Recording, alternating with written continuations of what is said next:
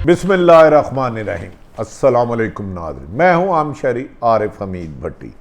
अब से कुछ देर पहले इस रीजन में अमन कायम करने के लिए अमेरिका भी पाकिस्तान की अहमियत को तस्लीम कर गया। कुछ देर कबल अमेरिका के वज़ीर दफ़ा ने आर्मी चीफ कमर बाजवा से तफसीली गुफ्तगू की, खसूसन इसमें अफ़गानिस्तान में अमन कायम करने के लिए पाकिस्तान के साथ तवील मुशावरत की। इस मौके पर दोनों ने इस बात पर मुत्फिका किया, फैसला किया कि अफ़गानिस्तान में अमन लाने के लिए तमाम ममालिक को मिलकर एक टेबल पे बैठना होगा। इस सिलसिले में अनकरीब दोबारा दोहा में भी मुज़ाकरात होंगे। आर्मी चीफ ने अफ़गानिस्तान की सूरत हाल पर अमेरिका के वज़ीर दफ़ा को पाकिस्तान तरफ से की गई इक़दामात से आगाह किया, जिस पर पाकिस्तान के मौक़िफ़ पर पहली दफ़ा अमेरिका ने एतमाद का इजहार किया और उन्होंने कहा कि माजी में जिस तरह ताकत से अफ़गानिस्तान के अमन लाने की कोशिश की गई थी वो तजर्बा कामयाब नहीं हुआ। अब आइंदा मिल के पाकिस्तान में के ताउन के साथ अफ़गानिस्तान में अमन लाया जाएगा और किसी भी मुल्क की सरजमीन को दूसरे मुल्क के ख़िलाफ़ कोई भी कार्रवाई की इजाज़त नहीं होगी। इस सिलसिले में कहा जा रहा है कि अमेरिका के वज़ीर दफ़ा जल्द ही पाकिस्तान का दौरा करेंगे और इस सिलसिले में पाकिस्तान, अमेरिका, अफ़गान हुकूमत और दीगर स्टेक होल्डरों को एतमाद में लिया जाएगा। कुछ देर कबल नाज़रीन, अमेरिका के वज़ीर दफ़ा लॉयड जे ऑस्टिन ने पाकिस्तान के आर्मी चीफ कमर बाजवा को टेलीफोन किया और इस मौके पर अफ़गानिस्तान में होने वाली खाना जंगी, खून रेज़ खाना जंगी पर तफसीली गुफ्तगू की और कहा गया कि आने वाले दिनों में गुज़रे दिन से ज़्यादा अफ़गानिस्तान इस वक्त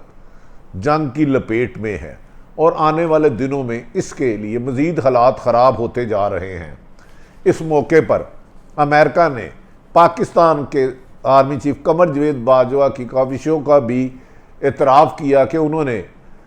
तालिबान को और अमेरिकन हुकूमत को कई मरतबा मुज़ाकरात की टेबल पर लाए। इस मौके पर नाज़रीन, पाकिस्तान ने अपने मौक़िफ़ से आगाह किया, जिसको अमेरिका के वज़ीर दफ़ा लॉयड जे ऑस्टिन ने तस्लीम किया और कहा कि पाकिस्तान की कुर्बानियों से जितना पाकिस्तान ने पिछले 20 साल में अफ़गानिस्तान में अमन के लिए कुर्बानियाँ दी हैं, दुनिया का कोई ऐसा मुल्क नहीं है।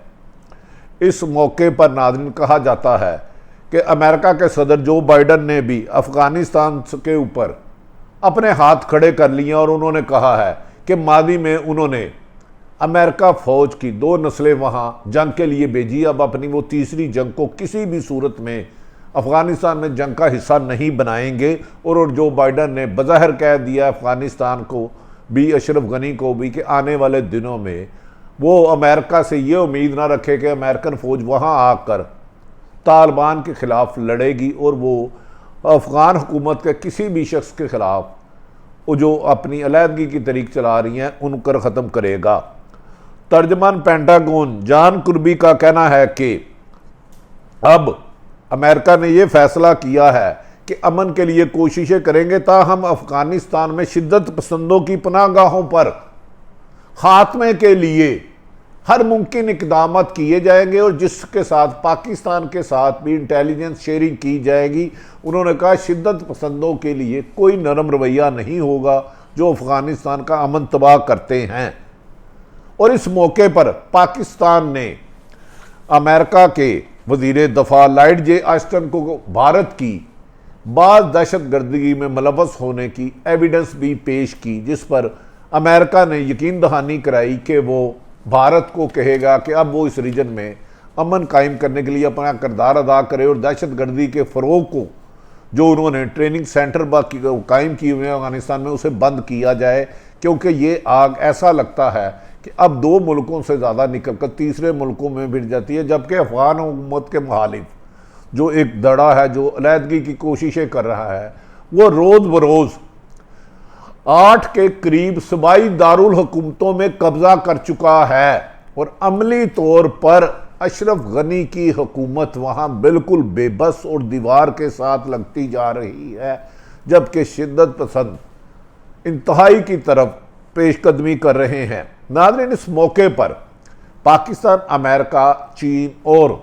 رشیا کے پچھلے دنوں میں ہونے والے بیک ڈور ڈپلومیسی میں بھارت کی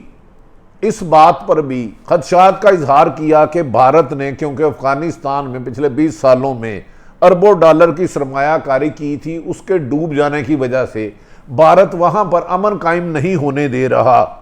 اور بھارت وہاں پر دہشت گردی کروانے میں اشرف غنی کی مدد کر رہا ہے، جس پر امریکہ نے یقین دہانی کرائی تھی کہ وہ اس کے لیے بھارت کو منع کرے گا، جبکہ چین نے بھی باشگاف لفظوں میں بھارت کو وارننگ دی ہے کہ اب افغانستان میں جنگ کے ذریعے امن نہیں ہوگا، تعمیراتی کام کرائے جائیں گے۔ اس سلسلے میں اشرف غنی کے مخالف گروپ نے چین کا ایک بہت بڑا 12 وفود کا دورہ کیا اور انہیں بتایا، جس پر انہوں نے یہ یقین دہانی کرائی کہ وہ جو لوگ ہتھیار ڈال دیں گے اشرف غنی کی فوج یا ان کے شہری، ان پر بمباری نہیں کریں گے، ان کو محفوظ رکھیں گے اور ان کو روزگار بھی دیا جائے گا۔ جبکہ بھارت کی سرمایہ کاری ڈوبنے کے بعد اور نریندر مودی کو اندرون ملک بہت زیادہ تنقید ہونے کے بعد نریندر مودی بھی اب خاصا بھارت میں میڈیا کا نشانہ بن رہا ہے کہ اس کی بین الاقوامی پالیسیوں کی وجہ سے بھارت دنیا میں اکیلا رہ گیا ہے، اور اسی لیے بھارت نے مدار شریف میں قائم اپنا قونصل خانہ بھی بند کر دیا۔ اسے خدشہ ہے کہ بھارت کے اب قونصل خانوں پر بھی حملہ ہو سکتا ہے۔ ناظرین، آرمی چیف نے اس موقع پر پاکستان کے وزیر اعظم عمران خان سے ملاقات کی اور پاکستان کی امریکہ کے وزیر دفاع، وزیر خارجہ، چین کے وزیر خارجہ، رشیا کے وزیر خارجہ سے ہونے والے معاملات میں وزیر اعظم پاکستان کو اعتماد میں لیا اور بتایا گیا کہ اب متفقہ طور پہ اس ریجن میں امن قائم کرنے کے لیے پاکستان کو امریکہ نے درخواست کی ہے، تاہم چین کے ساتھ مل کے کسی بھی ایک گروپ کا ایک حتمی فیصلہ کیا گیا کہ افغانستان میں کسی ایک گروہ یا جماعت کی حمایت نہیں کی جائے گی، صرف جو امن کے لیے آگے بڑھیں گے، جو افغانستان کی مرضی سے حکومت بنے گی، اس کا ساتھ دیا جائے گا اور اس کو نیشنلی سفارتی سطح پر قبول کیا جائے گا۔ ناظرین، یہ بھی کہا جا رہا ہے کہ ادھر افغانستان میں طالبان کی بڑھتی ہوئی پیش قدمی سے سلامتی اور استحکام کے لیے خدشات دیگر ممالک میں بھی بڑھتے جا رہے ہیں، جبکہ یہ بھی کہا جا رہا ہے پاکستان نے جہاں جہاں افغانستان کے ساتھ بارڈر پر بار لگائی تھی،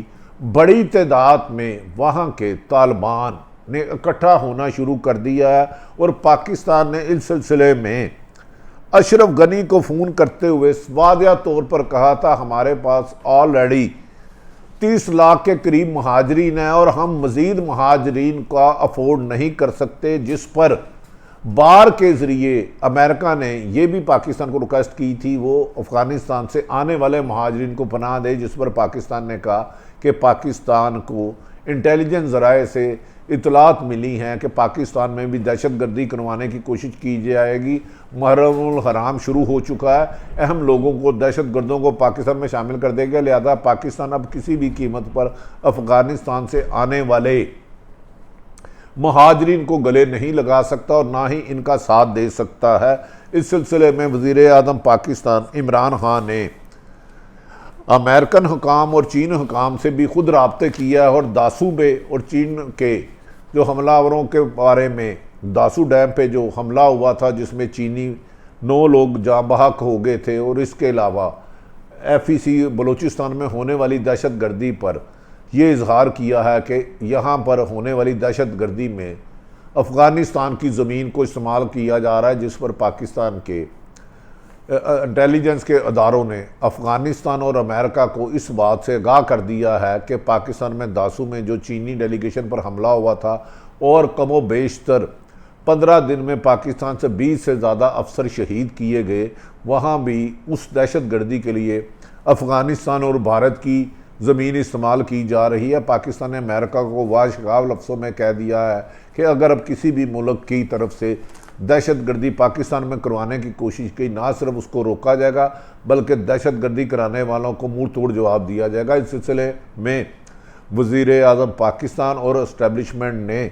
अशरफ गनी हुकूमत के इल्ज़ाम जो उन्होंने सलामती कौंसिल में पाकिस्तान लवाए थे उसे मुस्तरद किया। उन्होंने कहा कि हमने अफ़गान अवाम को 30 लाख को गले लगाए रखा है, अब इनकी एहसान फरामोशी है कि ये भारत के कहने पर पाकिस्तान पर बेबुनियाद झूठे प्रोपोगंडे लगा रहा है, जिसे डी इन्फो लैब के मुताबिक दुनिया में भारत का झूठा प्रोपोगंडा यह हो चुका है और अब दुनिया भारत को एक अमन पसंद नहीं, एक दहशतगर्द मुल्क के तौर पर देख रही है। नाज़रीन, आने वाले दिनों में कहा जा रहा है कि अफ़गानिस्तान में खून रेज़ी और ज़्यादा हो सकती है और खाना जंगी ज़्यादा से ज़्यादा बढ़ेगी, जिसके बाद कहा जा रहा है कि पाकिस्तान का अमन तबाह करने के लिए बाज़ दुश्मन ताकतें पाकिस्तान में दहशत गर्दों को फंडिंग कर रही हैं और असले की भारी सप्लाई कर रही हैं, जिनकी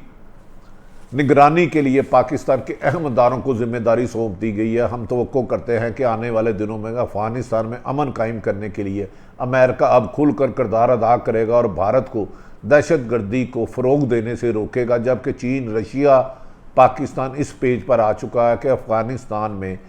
एक ही हल है, जंग इसका हल नहीं है, सियासी हल है, इत्तफ़ाक़ राय से बनने वाली हुकूमत को कबूल किया जाएगा और मज़ीद जंग का हिस्सा नहीं बना जाएगा। नाज़रीन, मैंने तमाम सूरत हाल आपके सामने रखी। अपने इर्द गिर्द रहने वालों की खुशियों का ख्याल रखें। पाकिस्तान जिंदाबाद।